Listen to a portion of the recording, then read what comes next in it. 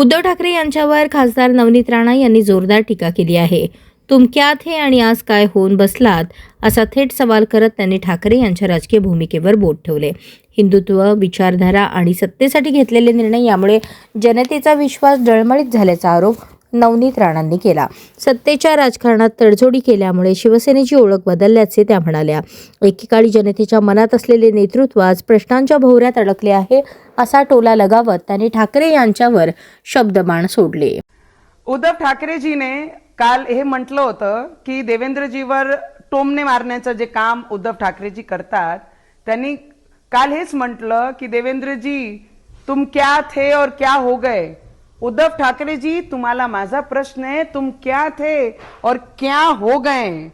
जेव्हा एखादा जजमेंट हिंदूंचे पक्षात येते, मदुराईचे सुब्रमण्यम स्वामीजीचे मंदिरात जेव्हा जस्टिसनी एक निर्णय देतात, तर त्या जजचे अगेन्स्ट मध्ये जेव्हा ऑपोजिशन लीडर साईन करतात आणि जी जजमेंट हिंदूंच्या पक्षात, मंदिरांच्या पक्षात आणि ते दिया लावण्याच्या पक्षमध्ये आला, तर तेव्हा तुमचंच मेंबर ऑफ पार्लमेंट, तुमचीच पक्ष त्या हिंदूच्या विरोधात ऑपोजिशन सोबत बसून त्या पत्रावर साईन करते आणि इम्पिचमेंट ऑर्डरवर त्यांची साईन असते.